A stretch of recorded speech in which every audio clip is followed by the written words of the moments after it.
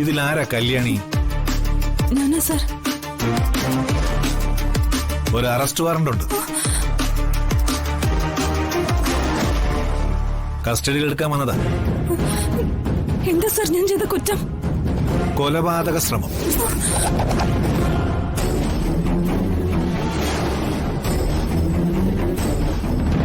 ഒരാളെ കൊല്ലാൻ ശ്രമിച്ച കുറ്റം.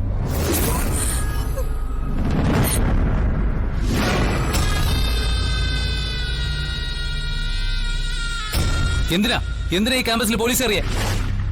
അതൊക്കെ പറയേണ്ടവരോട് പറഞ്ഞോളാം. അത് പോരല്ലോ സാറേ. സാറ് പറയേണ്ടത് ഞങ്ങളോടാ, ഇവിടുത്തെ വിദ്യാർത്ഥികളോട്.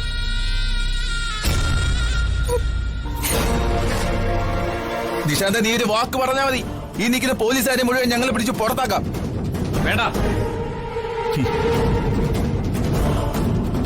കേട്ടല്ലോ. ഇവിടെ വെച്ചൊരു ക്ലാഷ് ഉണ്ടായാൽ അത് ബാധിക്കുന്നത് ഈ കോളേജിന്റെ സൽപ്പേരിനെ ആയിരിക്കും. മാന്യമായി ഈ കുട്ടിയെ കസ്റ്റഡിയിൽ എടുക്കാൻ ഞങ്ങളെ അനുവദിക്കുന്നുണ്ടോ?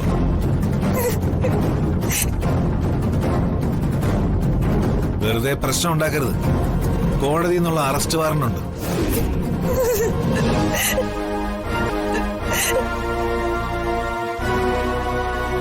ഇത് തടയാൻ ശ്രമിച്ച കോടതി അലക്ഷ്യത്തിന് നിങ്ങളുടെ പേരിൽ കേസെടുക്കേണ്ടി വരും.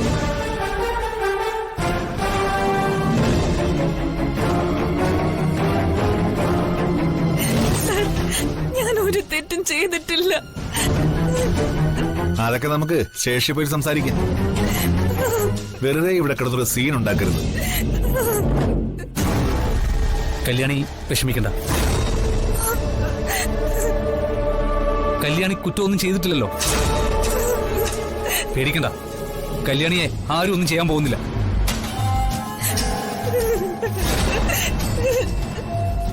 മഞ്ജു, വിലങ്ങ്. എന്തിന്? വിലങ്ങ് വെച്ച് കൊണ്ടുപോവാനാ ഉത്തരവ്. അതും മോളിൽ നിന്നുള്ള ഉത്തരവായിരിക്കും അല്ലേ? അതെ. എടോ, ഞാൻ ആരാണെന്ന് എനിക്കറിയോ? സുഹൃത്തെ, നിങ്ങൾ ആരായാലും കോടതി ഉത്തരവ് ലംഘിക്കാൻ എനിക്ക് പറ്റത്തില്ല.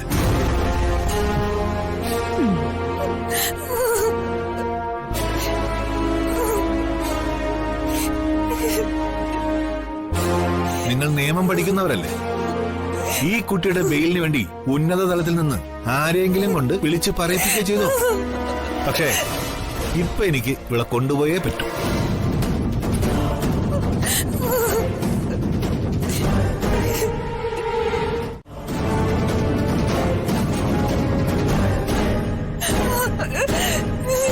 മഞ്ജു, ബലം നോക്കി. സാർ, സാർ,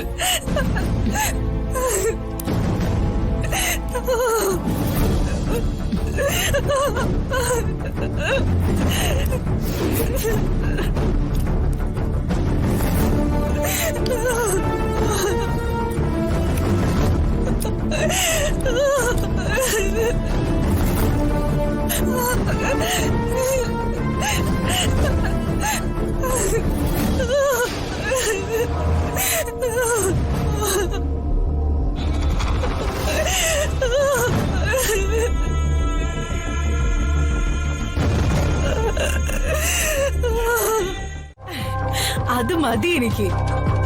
എന്റെ ഏറ്റവും വലിയ ശത്രുവിന്റെ കൊമ്പ ഒടിഞ്ഞത്. ഇത് തന്നെയാ ഞാൻ ആഗ്രഹിച്ചതും. എന്റെ എല്ലാ പ്ലാനുകൾക്കും തടസ്സം അവൾ ഒറ്റൊരുത്തിയായിരുന്നു. എന്റെ പുറകെ നടന്ന് എന്റെ ഭൂതകാലത്തെ തോണ്ടിയെടുത്തോണ്ട് എന്നെ വേദനിപ്പിക്കാനും ഭീഷണിപ്പെടുത്താനും ഇനി അവളില്ല. എന്റെ പതനം കാണാൻ നാളെണ്ണി നടന്നവൾക്ക് ഇനി ജീവിതകാലം മുഴുവൻ കമ്പി എണ്ണി ഇരിക്കാം.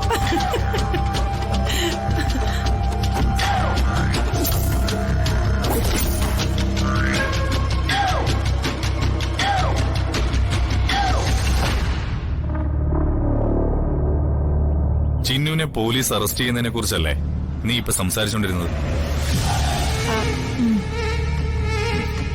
ഞാൻ ഇതുവരെ കരുതിയിരുന്നത് അമ്മയ്ക്ക് വിഷം കൊടുത്ത ദേഷ്യമായിരുന്നു നിനക്ക് ചിന്നുവിനോടെന്നാ. നിനക്ക് ചിന്നുവിനോട് പൂർവ്വ വൈരാഗ്യം എന്തെങ്കിലും ഉണ്ടായിരുന്നു? ഞാൻ ചോദിച്ചേ കേട്ടില്ലേ? നിനക്ക് ആ വേലക്കാരി പെണ്ണിനോട് എന്തെങ്കിലും മുൻവൈരാഗ്യം ഉണ്ടായിരുന്നോന്ന്. ഇല്ല. പക്ഷേ ചിന്നുവിന്റെ അറസ്റ്റ് വാർത്ത കേട്ടപ്പോഴുള്ള നിന്റെ പ്രതികരണം കാണുമ്പോ നിനക്കെന്തോ അവളോട് ശത്രുത വ്യക്തമാണ്. അവളോടെന്താ നിനക്കെത്ര ശത്രുത? പറ, ഞാൻ കൂടെ അറിയട്ടെ.